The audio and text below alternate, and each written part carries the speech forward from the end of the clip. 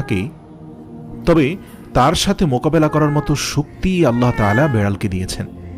বেড়ালটি জিনের সাথে থাকা নেগেটিভ এনার্জিগুলোকেও শোষণ করে ফেলতে পারে। শুধু তাই নয়, বেড়ালের শরীরে আল্লাহ এমন একটি ব্যাকটেরিয়া দিয়েছেন যা কিনা আমাদের আশেপাশে থাকা সব ধরনের নেগেটিভ এনার্জিকে শোষণ করে নেয়।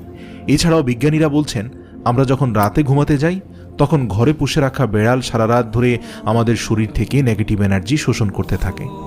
আল্লাহ রাব্বুল আলামিন বেড়ালের মাঝে কিছু বৈশিষ্ট্য দিয়েছেন, যার কারণে এমন সুন্দর একটি মাখলুক আমাদের রোজকার জীবনের অংশ হয়ে উঠেছে। রাসূল সাল্লাল্লাহু আলাইহি সাল্লাম বেড়াল পছন্দ করতেন এবং বেড়াল পালন করার কারণে তিনি তার এক প্রিয় সাহাবীর ছদ্মনাম দিয়েছেন আবু হুরায়রা, যার শাব্দিক অর্থ দাঁড়ায় বেড়ালের পিতা। কেন একজন মুসলিমের বেড়াল পালন করা উচিত? গবেষণা করে জানতে পারা যায়, আজ থেকে ৮,০০০ বছর পূর্বে জঙ্গলের বেড়ালরা খাবারের খোঁজে জনবসতিতে আসতে শুরু করে।